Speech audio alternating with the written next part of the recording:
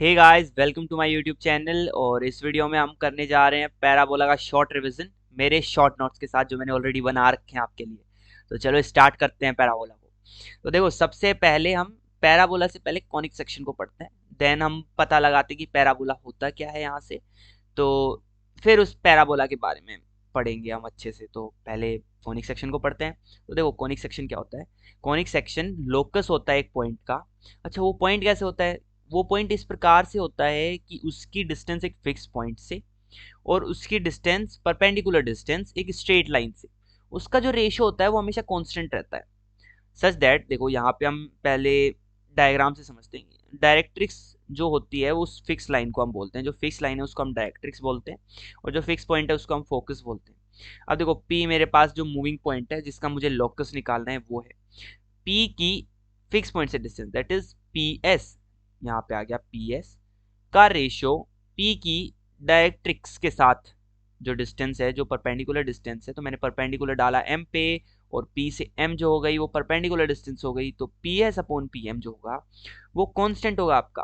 और जो constant ratio होता है उसको हम इसेंट्रिसिटी बोलते हैं। ठीक है, जो ये इसेंट्रिसिटी होता है ना, यही सब कुछ डिसाइड करता है आगे जाके। तो देखो, मैंने आपको अभी 2 पॉइंट्स बताए कि डायरेक्ट्रिक्स क्या हो गया, फिक्स लाइन। फोकस क्या हो गया, फिक्स पॉइंट। पी का लोकस जो हो गया वो कॉनिक सेक्शन हो जाएगा, और जो रेशियो होता है कांस्टेंट रेशियो उसको इसेंट्रिसिटी बोलते हैं। ये सारे पॉइंट्स मैंने बताए। अब देखो, अगला जो पॉइंट आता है दैट इज एक्सिस। की एक्सिस क्या होता है? एक्सिस क्या होता है? Perpendicular to directrix. आप डायरेक्ट्रिक्स के परपेंडिकुलर एक लाइन खींचते हैं जो कि आपकी फोकस से जाती है। ठीक है, उसको एक्सिस बोलेंगे। वर्टेक्स क्या होगा? कोनिक का और उसके एक्सिस का पॉइंट ऑफ इंटरसेक्शन आपका वर्टेक्स कहलाएगा। अच्छा जी।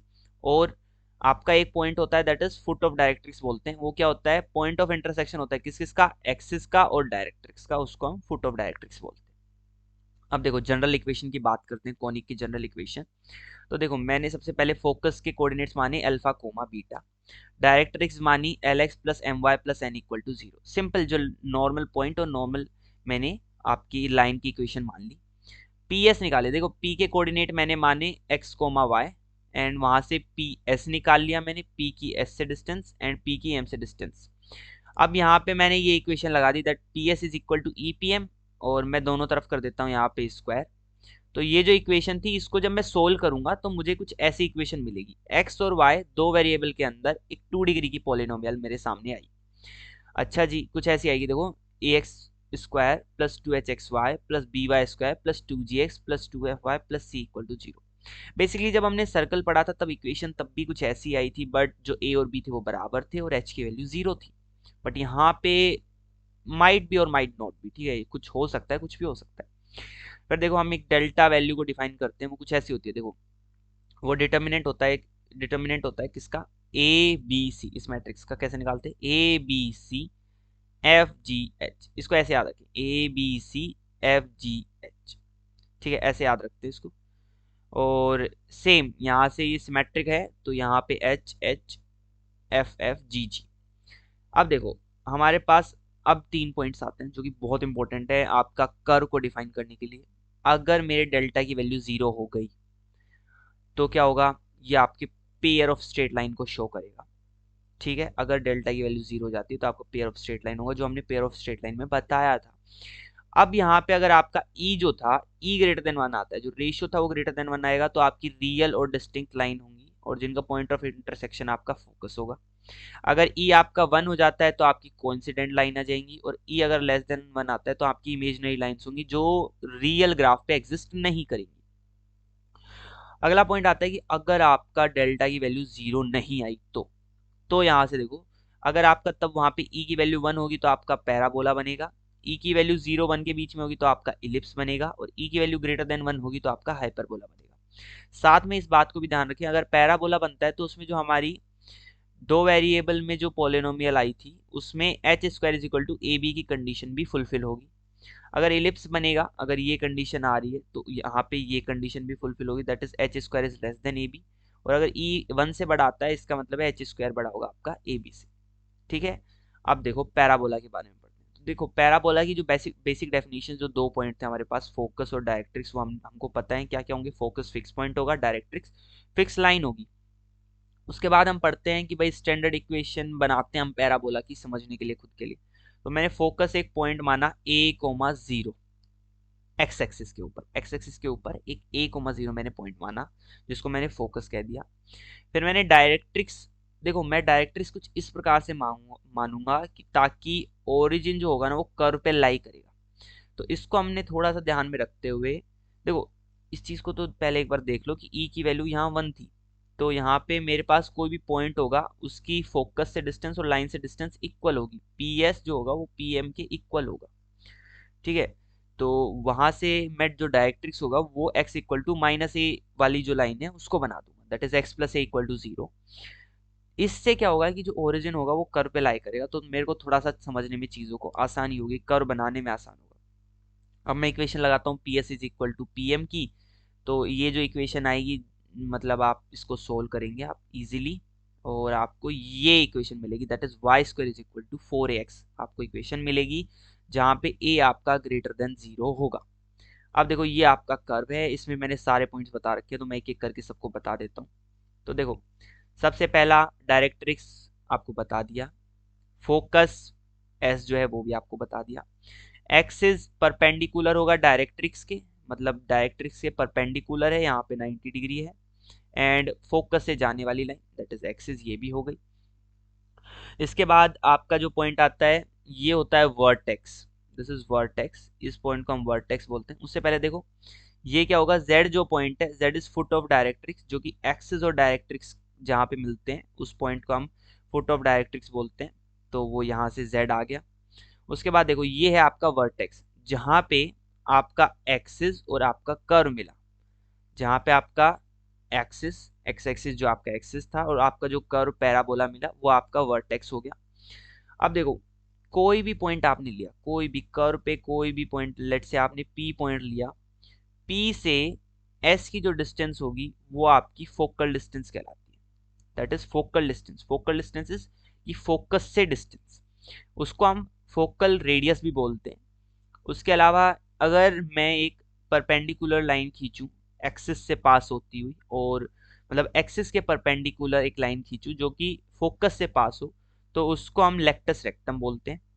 और कोई भी लाइन, कोई भी लाइन जो कि हमारी फोकल लेक्टस रेक्टम के पैरेलल होगी, कोई भी लाइन जो कि पैरेलल होगी हमारे लेक्टस रेक्टम के और अंदर होगी पैराबोला के, उसको हम डबल ऑर्डिनेट या डीनेट बोलेंगे।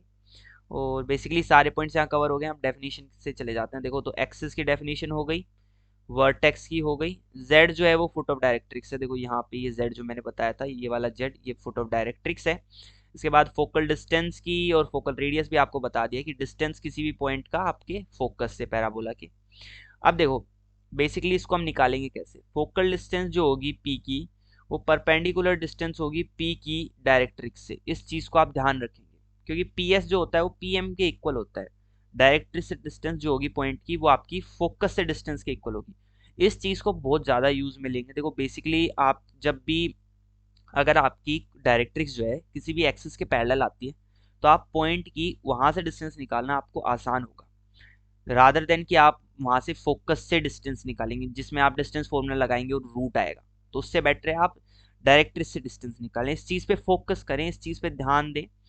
तो देखो PS जो है वो किसके इक्वल है, PM के इक्वल है, और that is x1 plus a के इक्वल हो जाएगा। तो देखो x1 क्या था, x1 इज इसका x कोऑर्डिनेट, P पॉइंट का x कोऑर्डिनेट प्लस a आ जाएगा।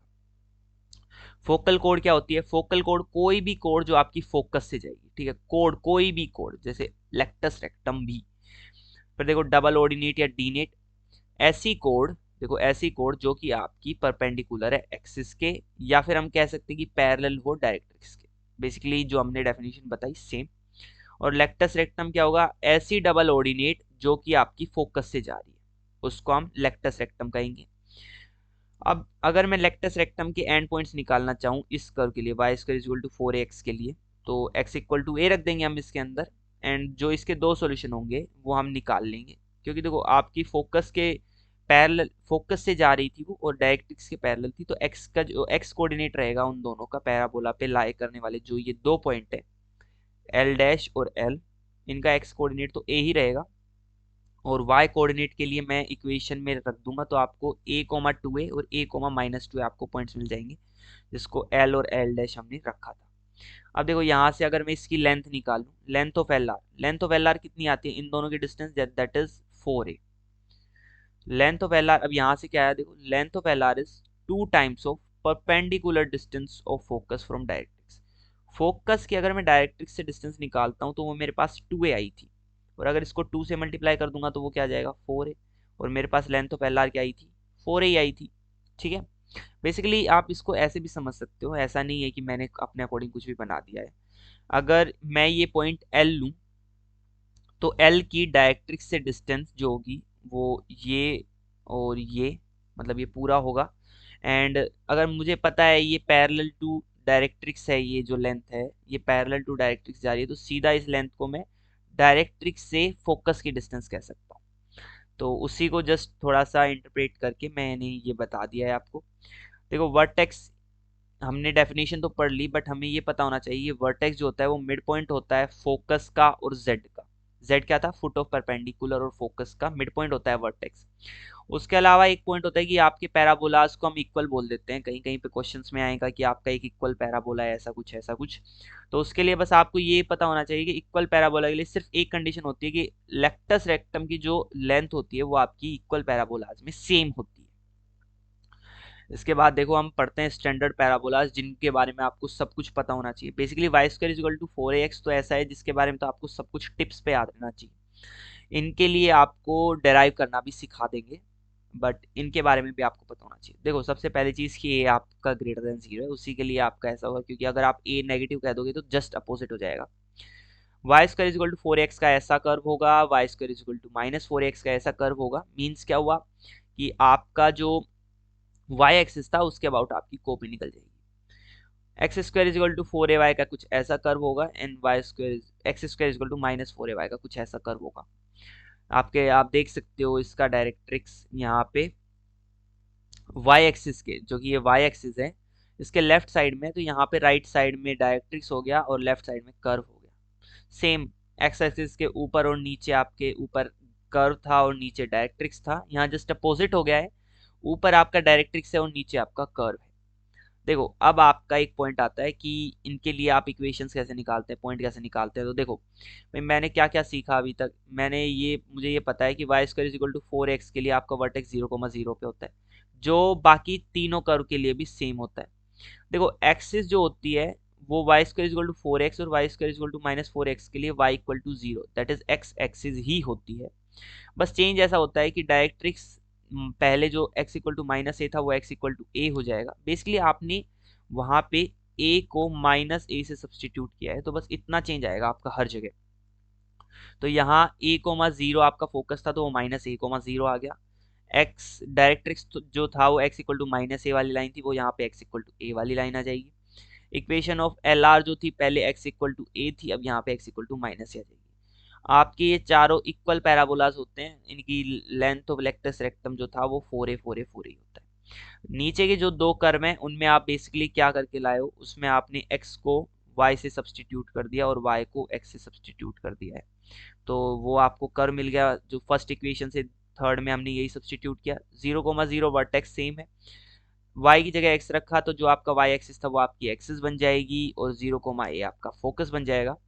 y इक्वल टू ए वाली लाइन आपकी, सॉरी यहाँ पे y इक्वल टू माइनस ए आएगा, y equal to minus a वाली लाइन आपकी डायरेक्ट्रिक्स आ जाएगी और y इक्वल टू ए वाली जो लाइन होगी वो आपकी लेक्टस रेक्टम आ जाएगी, और 4a एज इट इज आपका एल आर की रहेगा। And x square equal to minus 4ay के लिए सेम आप सेकेंड इक्वेशन से कह सकते हो, या फिर आप कह सकते हो थर्ड में a को माइनस ए से सब्सटीट्यूट कर दिया। इसके अलावा हमारा जो अगला टॉपिक आता है वो आता है शिफ्टेड पैराबोला का। तो बेसिकली आपका वर्टेक्स जो 0,0 पे था उसको आप h, k पे सब्सटीट्यूट कर देते हो, सिर्फ शिफ्ट कर देते हो।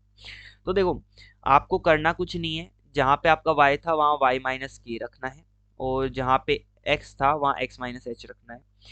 अब ऐसी कुछ इक्वेशन बनेगी, जो कि ये इक्वेशन मुझे दिखा रही है y square is equal to 4ax का। अगर आपका axis parallel to x axis था तो आप ऐसी कर्व बना देंगे, और अगर आपका axis parallel to y axis होगा तो आप कुछ x square is equal to 4ay में आप जो भी सब्सटीट्यूट मैंने अभी बताया, x को x माइनस एच से और y को y माइनस के से, वो यहाँ पे कर देंगे।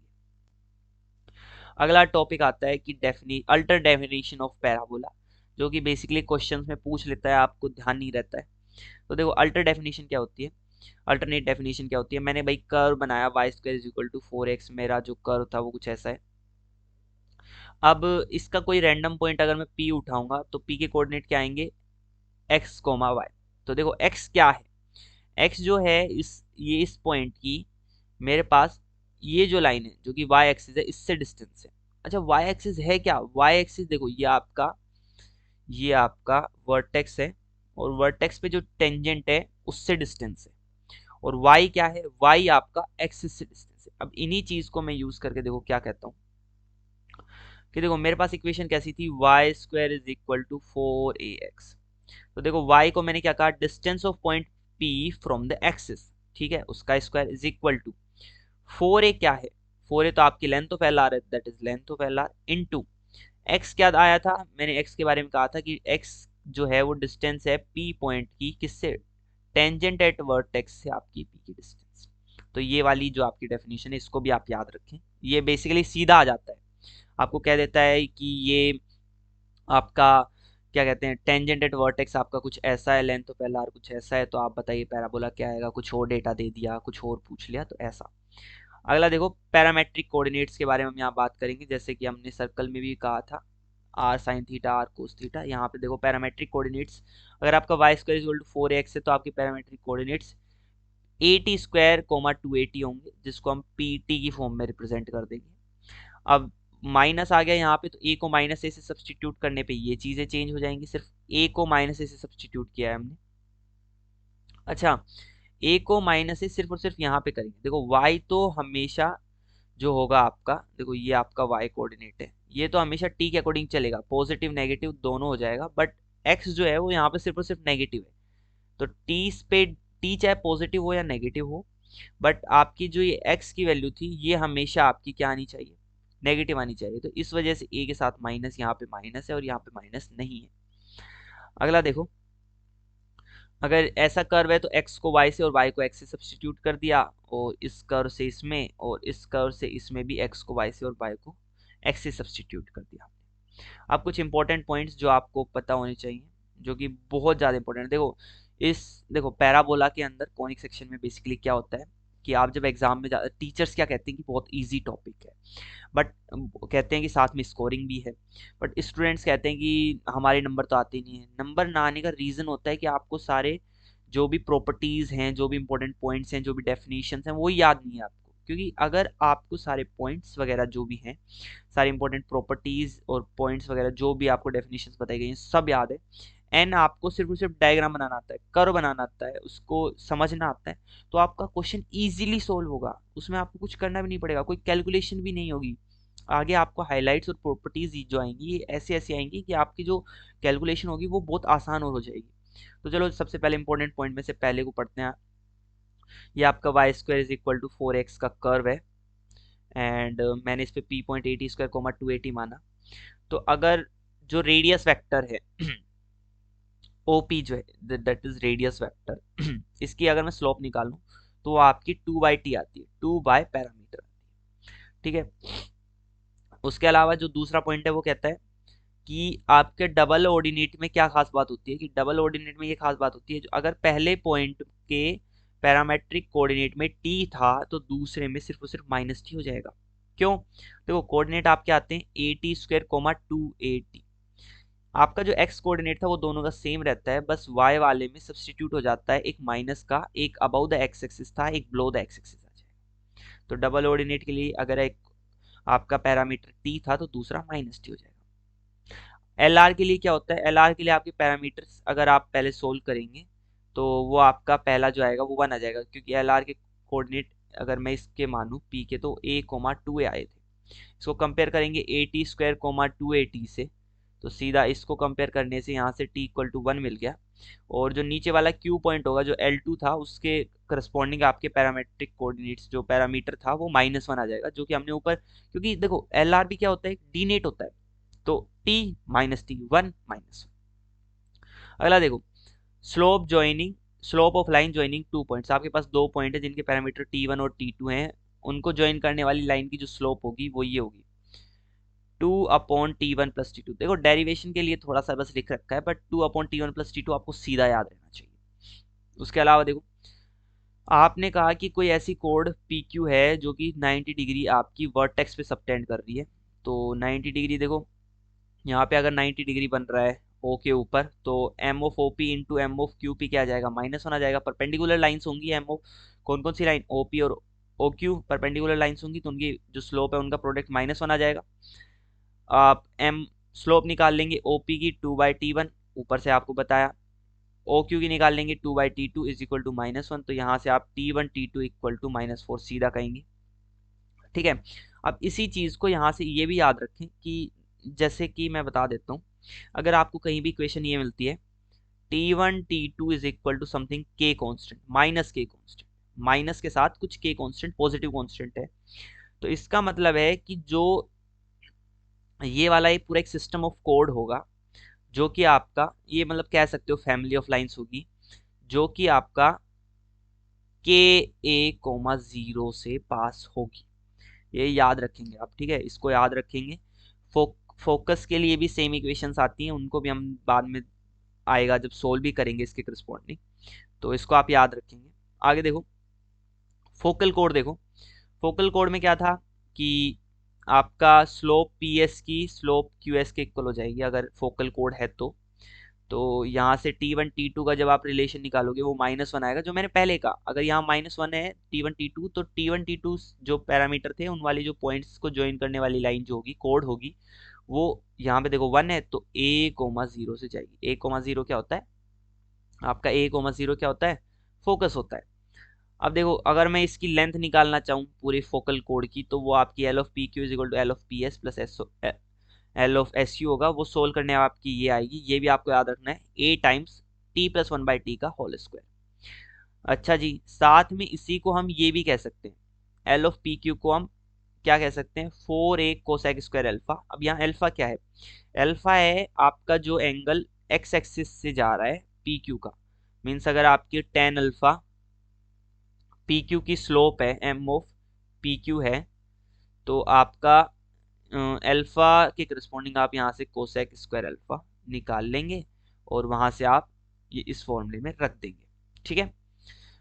इसके आगे देखो, जो अगला टॉपिक आता है that is position of a point with respect to a parabola, कि एक पॉइंट जो है पैराबोला के अंदर है बाहर है, तो उसको कैसे हम कहते हैं। देखो, जो पहले डेफिनेशन आई थी, जो हमने T=0 S1 T S1 जो जो हमने सीखा था, सेम एज इट इज चीज़ें यहाँ पे चलेंगी।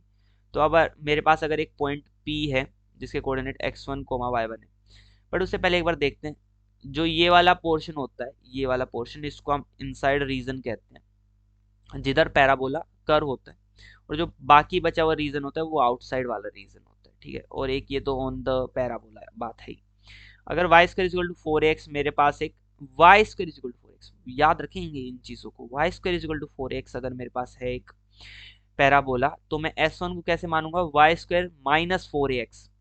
ठीक है, 4ax1 माइनस y1 स्क्वायर नहीं मानूंगा मैं, y1² - 4x1 मानूंगा। उसके करस्पॉन्डिंग अगर S1 की वैल्यू, मतलब पॉइंट मैंने सब्सटीट्यूट किया और मुझे 0 मिला तो वो पैराबोला पे होगा, ग्रेटर देन 0 मिला तो आउटसाइड होगा, और लेस देन 0 मिला तो इनसाइड होगा। इसके अलावा देखो, अब देखो कोड ज्वाइनिंग टू पॉइंट्स, आपके दो पॉइंट है पैराबोला पे P और Q, उनको जोड़ने वाली आपकी एक कोड आपको पता करनी है। तो देखो कैसे निकालते हैं, उसके करस्पॉन्डिंग मैंने सीधा इक्वेशन लगा रखी है, आप सोल्व करेंगे तो आपको यही मिलेगी। कैसे निकालेंगे, स्लोप निकाल लेंगे और एक पॉइंट वहां पे, एक पॉइंट के करस्पॉन्डिंग ये रख देंगे। देखो y माइनस इस पॉइंट को यहाँ रखेंगे इज इक्वल टू स्लोप निकाल लेंगे आप into x minus AT1 square, और यहाँ पे क्या होगा 2AT1। इसके करस्पॉन्डिंग सीधी इक्वेशन ये आएगी, T1 + T2 times y is equal to 2x + 2a T1 T2। इसको आपको याद रखना है। अब देखो यहाँ से बताते हैं, मैंने जो पॉइंट बताया था उसका डेरिवेशन यहाँ से आता है। मैंने कहा अगर मैं इसमें y को 0 रख देता हूँ तो मुझे x की वैल्यू जो मिलती है वो c मिलती है। y को अगर मैंने 0 रखा, देखो y को अगर मैंने 0 रखा तो x की वैल्यू जो है अगर c मिलती है, अगर c मिलती है मतलब अगर किसी पॉइंट c से जाता है, मतलब एक्सिस पे c पॉइंट पे c, 0 पॉइंट पे काटता है, तो उसके करस्पॉन्डिंग मेरे पास क्या इक्वेशन आएगी, अगर मैं इसमें फिर y को 0 रखूंगा, इसको काट देता हूं मैं, तो y पे मैं ज़ीरो रखूँगा तो उसके करस्पॉन्डिंग मुझे देखो इस ये इक्वेशन बचेगी सिर्फ और सिर्फ, तो वहाँ से मुझे T1 T2 की वैल्यू -c/a मिल जाएगी। अब आप समझ गए होंगे कि मैंने जो पहले रिलेशन बताया था वो कहाँ से बताया था कि T1 T2 अगर कुछ k कांस्टेंट टाइम्स a वाला जो रेशियो था वो यहीं से आता है, ठीक है आपका। फिर इसके अलावा देखते हैं लेंथ ऑफ कोड, आपका अगला टॉपिक है। तो मतलब इसी में कोड में उसी कोड की लेंथ अगर मुझसे पूछी जाए तो देखो अगर मेरे पास कोई लाइन है y is equal to m x plus c, वो आपकी कोड है पैराबोला पे, तो उसके करस्पॉन्डिंग आपका जो लेंथ होगी कोड की वो इस फॉर्मूले से बोलते हैं हम। इसको भी आप याद रखिए, लेंथ क्या होती है 4/m² times 1+m² times a-c, ठीक है, इसको भी आप याद रखें। इसके बाद ये रिलेशन बहुत इंपॉर्टेंट है, लाइन और पैराबोला का टॉपिक जैसे हमने लाइन और सर्कल का पढ़ा था, सेम सेम एज सर्कल। देखो y equal to m x plus c एक लाइन है, y square equal to 4ax एक पैराबोला है। इनको सोल्व करेंगे, कुछ ऐसी इक्वेशन होगी। अगर इसका d ग्रेटर देन 0 है, मतलब दो सॉल्यूशन है, मतलब वो सीकेंट हो जाएगा, और मतलब आपका बेसिकली कोड होगा। और अगर d इक्वल टू 0 है तो आपका टेंजेंट हो जाएगा, और d लेस देन 0 है तो कोई भी पॉइंट ऑफ इंटरसेक्शन आपको नहीं मिलेगा। अब टेंजेंट होती है तो आप इसमें d इक्वल टू 0 की कंडीशन लगाएंगे, तब वहां से आपको ये रिलेशन मिलता है c is equal to a, c is equal to a/m होगा आपका। तो जो आपकी इक्वेशन वहां से बन के आएगी, जो मैंने नीचे लिख रखी है basically, y is equal to m x plus a/m, c की वैल्यू क्या हो गई आपकी a/m। ये आपकी टेंजेंट होती है y square equal to 4x पे। कंडीशन क्या होती है कि आपका m जो है वो रियल नंबर होना चाहिए, कोई भी जीरो को छोड़ के। अगर देखो ये आपका कर्व आया था, इस कर्व पे कोई भी m इक्वल टू 0 की कोई भी आपको टेंजेंट नहीं मिलेगी, बेसिकली ये आपकी टेंजेंट नहीं है ये, ठीक है, ये आपकी नॉर्मल है। उसके अलावा आपको कोई भी नहीं मिलेगी, कोई भी टेंजेंट नहीं मिलेगी जिसकी स्लोप आपकी जीरो हो, ठीक है, वो इन्फिनिटी पे मिलेगी ये कह देते हैं हम बेसिकली, बट हमें कर्व पे, रियल कर्व पे नहीं मिलेगी। उसके बाद डायरेक्टर सर्कल, डायरेक्टर सर्कल की डेफिनेशन क्या होती है? डायरेक्टर सर्कल में हमने बताया था कि ऐसा आपका ऐसा कर्व होगा, डायरेक्टर सर्कल सर्कल नहीं होगा, डायरेक्टर सर्कल एक कर्व होगा यहाँ पे, जो कि एक स्ट्रेट लाइन होती है, जो कि डायरेक्ट्रिक्स होता है खुद का ऐसा। अच्छा, डायरेक्ट्रिक्स क्या होता है डायरेक्टर सर्कल के अकॉर्डिंग? जहाँ पे आपकी परपेंडिकुलर टेंजेंट्स मिलती हैं, जहाँ पे आपकी परपेंडिकुलर टेंजेंट्स मिलती है, मतलब या फिर मैं ये कहूँ कि डायरेक्ट्रिक्स पे अगर मैं कोई पॉइंट उठाऊं, वहां से मैं टेंजेंट डालूं पैराबोला पे, तो वो परपेंडिकुलर टेंजेंट्स होंगे, ठीक है। ये वाइस वर्सा आप कुछ भी बोल सकते हो। फिर देखो टेंजेंट के बारे में पढ़ते हैं। तो देखो टेंजेंट की हमारे पास बेसिकली तीन इक्वेशंस होती हैं, ठीक है।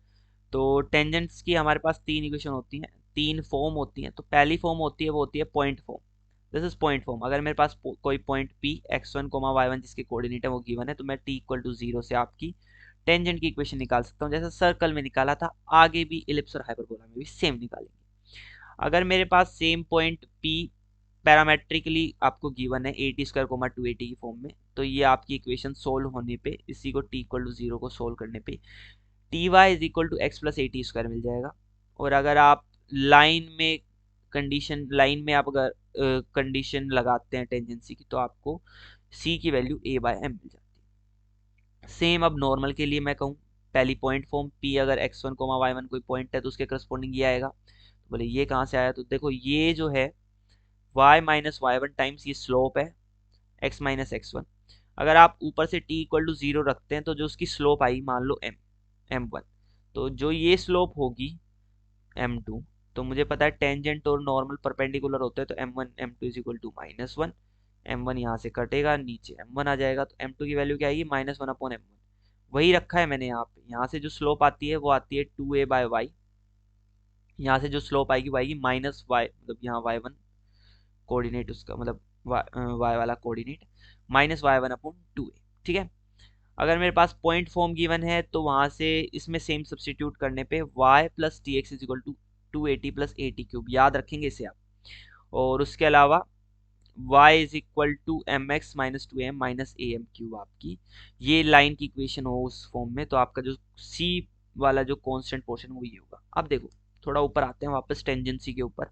एक बहुत इंपॉर्टेंट चीज बताता हूँ मैं आपको। देखो अगर मैं इस इक्वेशन को और इस इक्वेशन को कंपेयर करूं, अगर मैं इन दोनों इक्वेशन को कंपेयर करूं, तो मुझे यहाँ से ये पता चलता है कि आपका जो m है वो 1/t के इक्वल है। मतलब क्या हुआ, तो देखो अगर मेरे पास कोई पॉइंट P है जिसके पैरामीटर T हैं, तो वहां पे जो भी टेंजेंट होगी उसकी स्लोप 1/m होगी, मतलब T की वैल्यू, सॉरी 1/m नहीं, 1/T होगी। जो उस पे m होगा, जो स्लोप होगी वो 1/T होगी। अब मेरे पास स्लोप भी आ गई एंड सिंपली पॉइंट, मतलब पॉइंट भी आ जाएगा यहाँ से, तो मैं उसकी इक्वेशन बता सकता हूँ इजीली ना। That's a fact. ये आप इसका यूज और जगह भी होता है, तो लेकिन आप यहाँ पे याद रखिए कि m की वैल्यू यहाँ से मैं अगर इन दोनों को चेक करूँ तो वो 1/T हो गई। नीचे आते हैं नॉर्मल में। नॉर्मल में अब अगर मैं इन दोनों को कंपेयर करूं तो देखो ये इधर जाएगा, तो ये बनेगा -Tx, और यहाँ क्या है mx, y equal to Tx, यहाँ -Tx, यहाँ mx है, तो मीन्स यहाँ पे m की वैल्यू क्या है -T। ठीक है, तो इस चीज को भी आपको याद रखना है। ये बेसिकली अंडरस्टैंडेबल भी है। अगर यहाँ पे 1/T है तो अगला -T होगा, क्योंकि परपेंडिकुलर आपको लाइन निकालनी है, तो उसकी स्लोप -T हो जाएगी। अगला देखो कुछ इंपॉर्टेंट पॉइंट्स जो आपको याद रखने हैं। ये देखो इसमें बहुत सारे इंपॉर्टेंट पॉइंट्स आएंगे जो आपको सारे याद रखने हैं बेसिकली। तो देखो और बेसिकली याद रखिए कि ये इंपॉर्टेंट पॉइंट्स जो हैं इन्हीं से हाइलाइट्स बनती हैं, इनसे जो मतलब हाइलाइट्स जो होती हैं इन चैप्टर्स की, जहाँ से सीधे क्वेश्चंस आते हैं। फिर बच्चे कहते हैं कि हमें तो हाइलाइट्स तो याद ही नहीं होती। अगर आप इन्हें समझेंगे तो हाइलाइट्स आपको इजीली याद रहेंगे। ठीक है, तो देखो सबसे पहला होता है, अगर आपकी एक पॉइंट है P जिसके करस्पॉन्डिंग पैरामीटर T1 है, Q है जिसके करस्पॉन्डिंग पैरामीटर T2 है, उनका पॉइंट ऑफ इंटरसेक्शन आप निकाले, उन पे टेंजेंट का पॉइंट ऑफ इंटरसेक्शन निकाले, तो आपका आता है R पॉइंट मान लिया AT1T2 coma AT1 plus T2। ठीक है, याद रखना है, ये आपको बहुत इंपॉर्टेंट है, ये सारे बहुत इंपॉर्टेंट है, बेसिकली बहुत ज्यादा इंपॉर्टेंट है। अगला सेम अगर मैं नॉर्मल के करस्पॉन्डिंग निकालूं तो कुछ बड़ा सा फॉर्मूला आता है, ये भी आपको याद रखना है। क्या होता है, A times T1 square plus T2 square plus T1T2 plus 2, और उसका y कोऑर्डिनेट क्या होता है -A T1 T2 times T1 plus T2। ये भी आपको याद रखना है। उसके अलावा देखो तीसरा पॉइंट, अगर मान लीजिए आपकी कोई नॉर्मल आपने ड्रॉ की P पॉइंट पे जिसके पैरामीटर कोऑर्डिनेट, मतलब जिसका पैरामीटर T1 था, और वो आपके पैराबोला को दोबारा काटती है Q पॉइंट पे जिसका पैरामीटर T2 है, तो आपका T1 और T2 में क्या रिलेशन होता है, T1 T2 में कुछ ऐसा रिलेशन होता है, the T2 is equal to minus of T1 plus 2 upon T1। Basically solve करेंगे आप उस लाइन को वापस पैराबोला के साथ, तो वो आपको मिल जाएगा। तो इस रिजल्ट को आप सीधा याद रखें। फिर देखो जिस चीज का हमने पहले जिक्र किया था डायरेक्टर सर्कल में, जिस चीज की डेफिनेशन आई थी कि tangents at the end point of focal कोड आर परपेंडिकुलर। देखो परपेंडिकुलर टेंजेंट्स डायरेक्टर सर्कल, देखना सारी चीजें यहाँ से आपको रिलेट होती दिखेंगी। Tangents at the end point of focal कोड, फोकल कोड के अगर आप एंड पॉइंट्स पे टेंजेंट ड्रॉ करोगे तो आपकी जो टेंजेंट होंगी वो परपेंडिकुलर होंगी।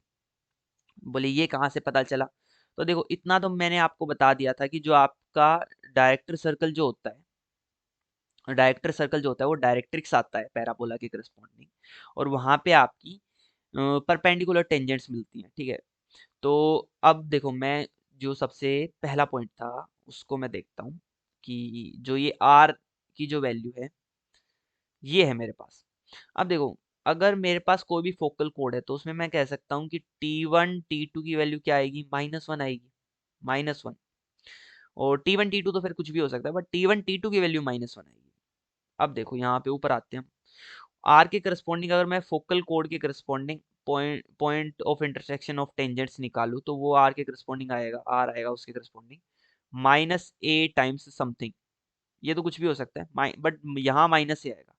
यहाँ माइनस ए आया मतलब कि ये कहाँ पे है, ये पॉइंट अगर इसका एक्स कोऑर्डिनेट फिक्स हो गया मतलब ये पैरेलल टू वाई एक्सिस है, ये आपका कर्व है, एंड ये आपकी x इक्वल टू -A वाली लाइन है, इस पे लाई कर रहा है ये पॉइंट। और इस पे कौन पॉइंट, ये क्या है डायरेक्ट्रिक्स, और डायरेक्ट्रिक्स पे अगर point of intersection of tangent है, इसका क्या मतलब हुआ कि वो टेंजेंट क्या होंगी, परपेंडिकुलर होंगी। तो सेम पॉइंट को थोड़ा सा डिफाइन करके बताया। देखो इससे पहले मैं एक बार ना आपको डायरेक्टर सर्कल का जो इक्वेशन निकालते हैं उसका डेफिनेशन मतलब कैसे निकालते हैं वो मैं बता देता हूँ। बेसिकली यहाँ पे डायरेक्टर सर्कल है तो यहाँ बता देते हैं कैसे निकालते हैं।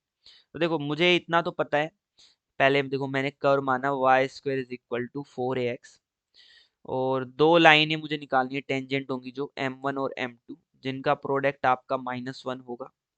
ठीक है, इतना मुझे पता है। तो चलो अब इसको सोल्व करते हैं, कैसे निकालेंगे। तो देखो मैंने क्या नहीं माना कि आपकी जो इक्वेशन होगी, क्योंकि देखो टेंजेंट जो होगी उसकी इक्वेशन तो y is equal to m x plus a by m ही होती है। ये तो आपकी हो गई इक्वेशन, हो गई किसकी, टेंजेंट की। अब माना कि ये P पॉइंट से पास होती है। P कहाँ लाई करता है, P आपका लाई करता है डायरेक्टर सर्कल पे, और ये P पॉइंट से पास होती है। तो P पॉइंट से पास होती है तो इसको मैं यहाँ सब्सटीट्यूट कर दूंगा। h कोमा k को तो ये आएगा k is equal to m h plus a by m. अब आपकी ये आई है क्वाड्रेटिक इक्वेशन। इस क्वाड्रेटिक के आपके दो रूट्स होंगे m1 और m2। मतलब उस पॉइंट से दो टेंजेंट ड्रॉ हो जाएंगी अगर वो कोई भी पॉइंट बाहर लाई करता है तो। हो सकता है एक भी ना करे अगर वो अंदर है तो, पर अगर वो बाहर लाई कर रहा है तो इसके करस्पॉन्डिंग आपको दो रूट्स मिलेंगे m1 और m2। और मुझे ये पता है m1 m2 की वैल्यू -1 है जो कि प्रोडक्ट ऑफ रूट्स है। तो ये क्वाड्रेटिक इक्वेशन कुछ आप क्वाड्रेटिक इक्वेशन आपकी कुछ ऐसी आएगी, एम स्क्वायर एच, सॉरी यहाँ आएगा minus k m plus a equal to 0। इसमें प्रोडक्ट ऑफ रूट क्या होगा, a by h is equal to आपका क्या आ जाएगा, -1 आ जाएगा, क्योंकि ये आपकी m1 m2 की वैल्यू है। एंड h को आप किससे सब्सटीट्यूट कर देंगे, लोकस निकाल रहे थे तो x से, तो यहाँ से आपको मिलेगा x is equal to -a, जो कि क्या किसकी इक्वेशन है, आपकी डायरेक्ट्रिक्स की। अगला पॉइंट देखो, इसका मैंने एक बार डेफिनेशन बता दिया, आपको प्रूफ बता दिया बेसिकली। अगला पॉइंट जो था, अगर आपने नॉर्मल डाला P पॉइंट पे जिसका पैरामीटर T1 है और Q पॉइंट पे जिसका पैरामीटर T2 है, और वो पैराबोला पे ही मिलते हैं दोनों, और एक ही पॉइंट पे मिलते हैं जो R है और जिसके करस्पॉन्डिंग आपका T3 आपका पैरामीटर है, तो T1 T2 की वैल्यू जो होगी आपकी 2 होगी। अब देखो ये कैसे आया, बेसिकली मैंने ऊपर निकाला था कि अगर आपका पैरा नॉर्मल जो है P पॉइंट पे जिसके करस्पॉन्डिंग T1 आपका पैरामीटर था, वो आपका Q पॉइंट पे मिलता है जिसके करस्पॉन्डिंग T2 है। तो बेसिकली जो ये इक्वेशन थी, इसमें हम यहाँ T1 नहीं रखेंगे। इस इक्वेशन में देखो ये बेसिकली एक T1 में क्वाड्रेटिक भी होगी, और बिल्कुल है जिसके रूट्स T1 और T2 दोनों होंगे। सॉरी यहाँ पे T1, अच्छा इक्वेशन दोबारा देख देते हैं। तो बेसिकली यहाँ पे मैं कहना क्या चाहता हूँ नीचे वाले पॉइंट में, कि आपकी T3 जो होगा उसकी वैल्यू क्या आएगी, क्योंकि देखो T1 के करस्पॉन्डिंग और T2 के करस्पॉन्डिंग इक्वेशन सेम बनेगी, तो T3 आएगी आपकी T1, सॉरी यहाँ पे आएगा -T1 प्लस 2/T1, और T3 को मैं T2 से भी निकाल सकता हूँ, that is -T2 plus 2/T2। अगर मैं इन दोनों को देखूँ तो T1 और T2 एक ही जगह पे आ रहे हैं, तो इसके करस्पॉन्डिंग T1 T2 को हम ये क्वाड्रेटिक इक्वेशन बन जाएगी T पे। तो यहाँ से आएगा T3 is equal to minus of T plus 2/T, जिसके दो रूट हैं, एक तो T1 है और एक T2 है। अगर मैं यहाँ से सम ऑफ रूट्स निकालूंगा तो वो मुझे क्या मिलेगा, 2 मिल जाएगा। सॉरी प्रोडक्ट ऑफ रूट क्या मिल जाएगा मुझे, 2 मिल जाएगा। तो वो T1 T2 की वैल्यू क्या हो गई, 2 हो गई। उसके बाद देखो एक नॉर्मल किस पैराबोला पे किसी पॉइंट P से, तो वो कैसे निकालते हैं देखो। उसके लिए बेसिकली एक A पॉइंट मैंने माना जिसके कोऑर्डिनेट h कोमा k मैंने माने, उस पे मैं मैक्सिमम मान लो मैंने 3 नॉर्मल डाल दी, मतलब नॉर्मल 3 डाल दी, या फिर मान लो बहुत कितनी भी नॉर्मल डाल दी मान लो। तो अगर उससे नॉर्मल जा रही है तो उसकी इक्वेशन तो उससे जाने वाली नॉर्मल वाली लाइन की तो ये होगी, नॉर्मल की इक्वेशन तो ये होगी। अब अगर मैं इसको देखूँ तो ये आपकी ट्राइनोमियल है, तो किसमें, m के अंदर, तो इसके करस्पॉन्डिंग आपको 3 रूट्स मिल सकते हैं मैक्सिमम। मतलब आप एक पॉइंट से सिर्फ और सिर्फ, मतलब सिर्फ और सिर्फ तो नहीं कहूँगा, मैक्सिमम 3 आप नॉर्मल ड्रॉ कर सकते हैं। तो इस इक्वेशन को देख के मुझे यही पता चला कि अगर एक पॉइंट P है उससे ज़्यादा से ज़्यादा तो 3 नॉर्मल, या फिर एटलीस्ट एक एक तो डाल ही सकते हो, क्योंकि देखो या हो सकता है कि तीनों रियल आ जाए या फिर एक रियल दो इमेजिनरी आ जाए, तो एटलीस्ट 1 या फिर एट मैक्स 3 नॉर्मल आप ड्रॉ कर सकते हैं। PQR जो पॉइंट होते हैं उनको हम को नॉर्मल पॉइंट्स कहते हैं। और जो सेंट्रोइड आएगा ट्राइंगल PQR का, देखो ये PQR पॉइंट थे, यहाँ पे R नहीं लिखा हुआ है, जो ये PQR जो पॉइंट है इनका जो सेंट्रोइड आएगा वो आपके एक्सिस पे ही लाई करेगा। एक्सिस पे लाई करेगा मतलब कि उसका y कोऑर्डिनेट क्या होगा, 0 होगा। उसका y कोऑर्डिनेट क्या होगा, 0 होगा। वो भी हम निकाल सकते हैं, बेसिकली कैसे निकालेंगे देखो, एक P पॉइंट ये है, Q पॉइंट में यहाँ 2 आ जाएगा, यहाँ 2 आ जाएगा, एंड R पॉइंट में यहाँ 3 3 आ जाएगा, ठीक है। तो क्योंकि देखो इक्वेशन क्या आती है, AT² 2AT, और मैंने बताया था कि T is equal to minus m या m is equal to minus t. तो वो सब्सटीट्यूट करके यही पॉइंट्स मैंने निकाले हैं। और तो आप इनको जब ऐड ऑन करेंगे, जब इनके y को आप सबको ऐड ऑन करेंगे तो आपको कुछ ऐसा मिलेगा 2a times t1 plus t2 plus t3, या फिर माइनस लगा देंगे तो m1, या फिर यहाँ माइनस लगा देंगे और यहाँ m1 plus m2 plus m3। अगर आप इस वाली इक्वेशन से सम ऑफ रूट्स निकालेंगे तो आपका जीरो है, क्योंकि एम स्क्वायर का जो कोफिशिएंट है वो जीरो है। तो वहां से ही मैंने कहा है बेसिकली कि आपका जो सेंट्रोइड होगा वो आपका पैराबोला पे लाई करेगा। देखो अगला एक पॉइंट यहाँ पे ये रहा, circle circumscribing triangle P Q are, वो आपके वर्टेक्स से जाता है, इसको आप याद रखेंगे। बेसिकली अगर आप सर्कल निकालेंगे और उसको चेक करेंगे तो वो वर्टेक्स 0,0 से पास होता है। उसमें जैसे आपकी इक्वेशन आती है x square plus y square plus 2gx plus 2fy plus c वाला जो पार्ट होता है वो जीरो हो जाता है इस केस में Y square equal to 4x के अंदर। तो याद रखेंगे कि पी क्यू आर से जो को नॉर्मल पॉइंट्स थे उनसे पास होने वाला जो सर्कल होगा, उनको सर्कमस्क्राइब करने वाला जो सर्कल होगा वो आपका वर्टेक्स से जाएगा। ठीक है, अगला जो है दैट इज ट्रांसफॉर्मेशन के कुछ रूल्स हैं आपको, जो आप टेंजेंट और नॉर्मल निकाले हैं।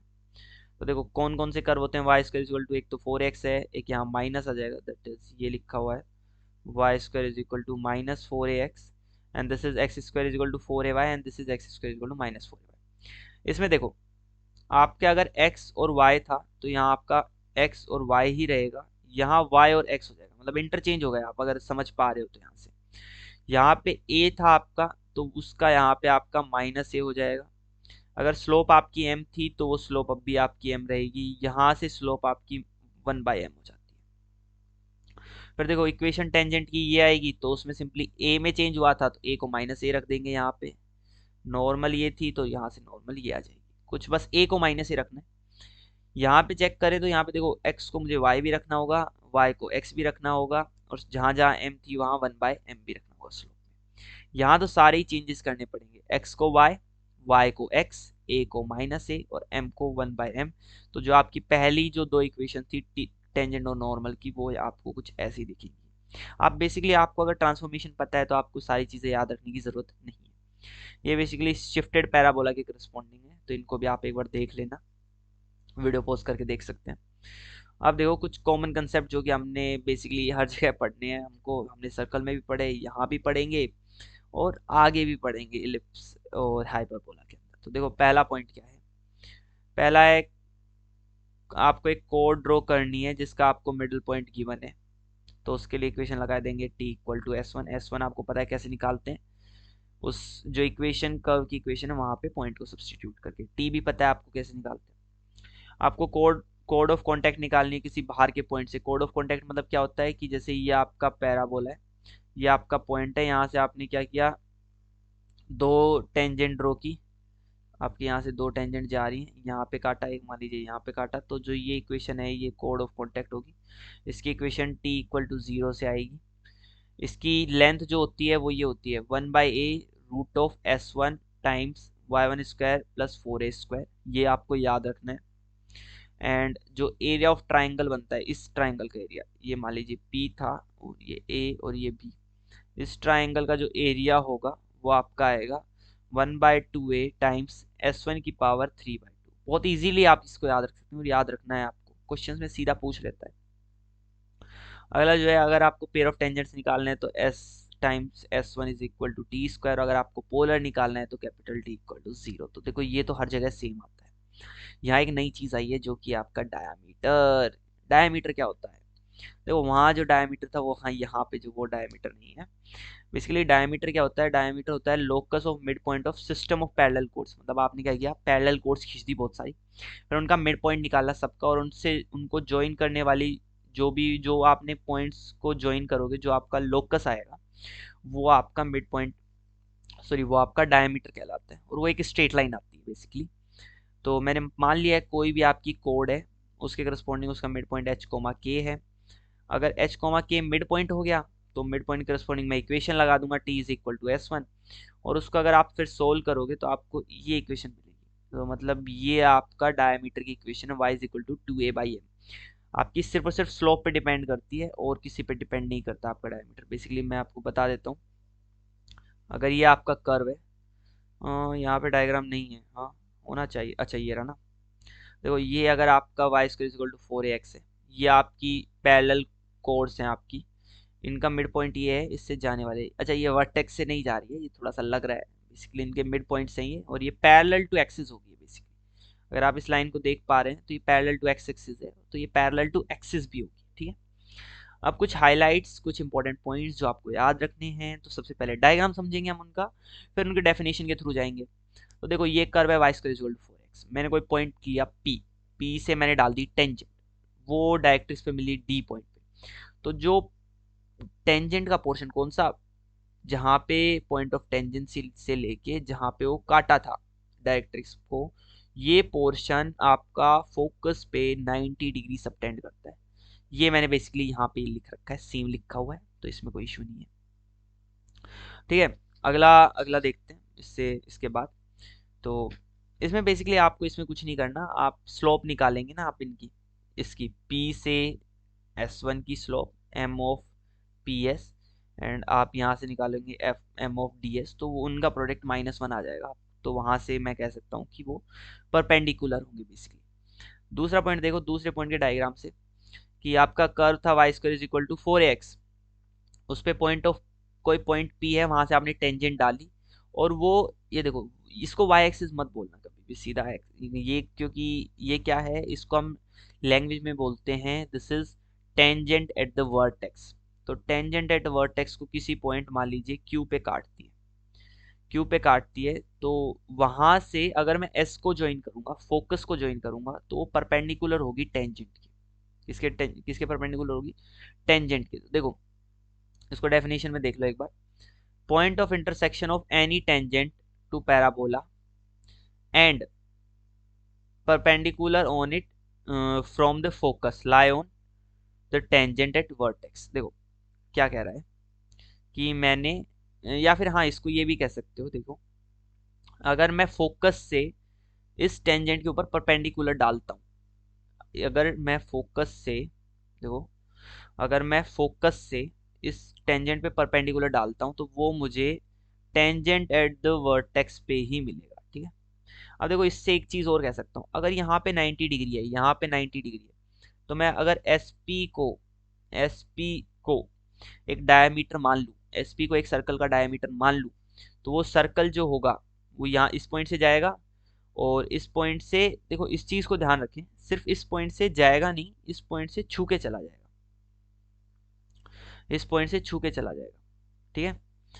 ओके, तो हाँ ये मैंने लिख दिया है कि अगर मैं रेडियस मान लेता हूँ किसी सर्कल की एसपी, जो कि फोकल रेडियस है, तो जो सर्कल होगा वो टच करेगा किसको, टेंजेंट एट द वर्टेक्स को, ठीक है। इसके बाद अगला पॉइंट, क्योंकि देखो सर्कल जो है आपका कुछ ऐसा बनता है, और ये आपकी जो दो पॉइंट्स है, this point is P, this point is S, and this point is Q, ठीक है। तो इस चीज का आपको ध्यान रखना है। अगला देखो, अगला आपको कुछ, अगला जो तीसरा पॉइंट है, जो कि है देखो, आपने क्या किया, कोई भी फोकल कोड आपने खींच दी, तो उसके जो दो सेगमेंट थे, जो दो फोकल डिस्टेंस थी, वो बी और सी हैं, तो वहां से आपको ये रिलेशन मिलता है सबसे पहले तो, दिस इज, ये ए क्या था, वो Y square equal to 4x वाला ही है ये। तो यहाँ से मैं क्या कह सकता हूँ, length of L R by two, तो देखो length of L R by two, मैं यहाँ से सिंपली बेसिकली इक्वेशंस बता देता हूँ आपको। लेंथ ऑफ एल आर क्या होता है, 2a is equal to H M of segment of focal कोड। तो क्या क्या सेगमेंट क्या थे, बी और सी, तो उनके फोकल कोड का एच एम क्या हो जाएगा, वो सेगमेंट्स का 2bc अपॉन बी प्लस सी। तो ये इक्वेशन थी बेसिकली मेरे पास, ठीक है। अगला जो फोर्थ पॉइंट है वो कुछ ऐसा है कि मैंने क्या किया, दो पॉइंट लिए, और दो पॉइंट लिए पी और क्यू, जो कि फोकल कोड के पॉइंट्स हैं, ठीक है। फोकल कोड ली मैंने पी क्यू, उसके करस्पॉन्डिंग पी और क्यू से मैंने टेंजेंट ड्रॉ की, तो वो आपकी कहाँ पे मिलती है, डायरेक्ट्रिक्स पे मिलती है, ये बेसिकली हम बता चुके हैं, और डायरेक्ट्रिक्स पे मिलती है, और अगर डायरेक्ट्रिक्स पे मिलती है तो आपका थीटा कितना आएगा, 90 डिग्री आएगा। तो अगर मैं फोकल कोड को डायमीटर मान के कोई सर्कल ड्रॉ करता हूँ, तो वो डायरेक्ट्रिक्स को टच करेगा, बेसिकली वही सेम 90 डिग्री का यहाँ एंगल बन रहा है, तो वो उसको टच करेगा डायरेक्ट्रिक्स को। अगला देखो, फिफ्थ प्रॉपर्टी क्या कहती है? फिफ्थ प्रॉपर्टी ये कहती है आपने कोई पी पॉइंट लिया, उससे आपने टेंजेंट भी डाल दिया और नॉर्मल भी डाल दिया, तो टेंजेंट आपके एक्सिस को टी पॉइंट पे काटता है, नॉर्मल आपके एक्सिस को जी पॉइंट पे काटता है। तो ये आपके रहे टी और जी के कोऑर्डिनेट्स। बेसिकली इक्वेशन में आपको y की वैल्यू 0 रख के आप x निकाल लेंगे, आपको टेंजेंट और नॉर्मल की इक्वेशन निकालनी आती है।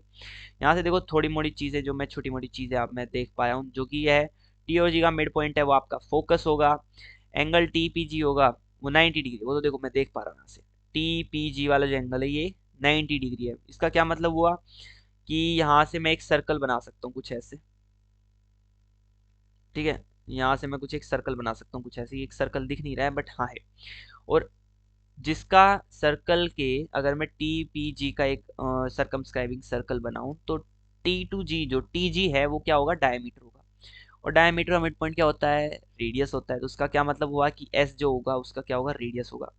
तो रेडियस से हर पॉइंट की डिस्टेंस क्या होती है, इक्वल होती है। इसका मतलब है एस से जी की डिस्टेंस और एस से टी की डिस्टेंस इक्वल थी ऑलरेडी, बट एस से पी की डिस्टेंस भी इक्वल हो जाएगी। तो ये आपका ये इक्वेशन आ गई, और ये सर्कल वाले आपको इन्फॉर्मेशन हो गई। उसके बाद देखो रिफ्लेक्शन प्रॉपर्टी होती है आपकी पैराबोला के अंदर। इसका मतलब है कि अगर कोई भी आपकी लाइन आ रही है दैट इज पैरेलल टू, किसके पैरेलल आती है, वो पैरेलल टू एक्सिस आती है, तो आपकी फोकस से जाएगी, और कोई भी फोकस से आने वाली जो लाइन होगी, कोई भी रे होगी, वो आपकी पैरेलल टू एक्सिस निकल जाएगी आपकी, ठीक है। इसके अलावा देखो लास्ट पॉइंट है ये हमारा पैराबोला का, दैट सेज कि आपने क्या ना, आपने दो ट्राइंगल बनाए। सबसे पहला ट्राइंगल क्या लिया कि मैंने 3 पॉइंट उठा लिए, कोई भी आपके पैराबोला पे, कोई भी पैराबोला पे, लेट से आपने यहाँ पे 3 पॉइंट ऐसे निकाल लिए, P Q and this is R, and आपने क्या किया, इसका आपने एरिया निकाला, ठीक है, area of P Q R. फिर आप क्या करते हो, पी क्यू आर पे टेंजेंट डालते हो, ये पी पे, सॉरी ये आर पे, ये इस पे, एंड ये इस पे, क्यू पे। तो जो ये एरिया, जो ये ट्राइंगल बना है जहाँ पे ये कांटे हैं, जो ये ट्राइंगल बना है, इसका जो एरिया है और जो पी क्यू आर का एरिया था उसका रेशो 2:1 होता है, ठीक है, ये वाला रेशो ओरिजिनल ट्राइंगल का, और जो बाद में टेंजेंट के इंटरसेक्शन से बना है उसका जो रेशो होता है वो 2:1 होता है। कैसे आता है, बेसिकली देखो पी पॉइंट्स के अगर आप coordinate t one t two t three parametric coordinate निकालोगे तो ए बी सी भी आप निकाल सकते हो, क्योंकि point of intersection of tangent हमने बता दिया है। वहां से अगर आप area of triangle determinant form से जैसे निकालना हमने स्ट्रेट लाइन में बताया था वैसे निकालेंगे तो आपको 2:1 मिल जाएगा। ये तो सीधा एग्जाम्स में आ भी चुका है, बेसिकली ये वाला पॉइंट तो सीधा एग्जाम्स में भी बहुत बार आ चुका है, तो इसको तो आप बहुत अच्छे से याद रखें, मेंस में क्या पता कहाँ पूछ ले इस चीज़ को। और अगर आपको वीडियो अच्छी लगी है, हम क्योंकि अब इस वीडियो को यहीं पे कंक्लूड करते हैं, अगर आपको वीडियो अच्छी लगी है तो लाइक करें, चैनल को सब्सक्राइब करें और चैनल के साथ बने रहें, क्योंकि नेक्स्ट वीडियो इलिप्स और हाइपरबोला पे साथ साथ में होंगे, इलिप्स और हाइपरबोला, और वो भी बहुत जल्दी आने वाली है। Thank you for watching the video.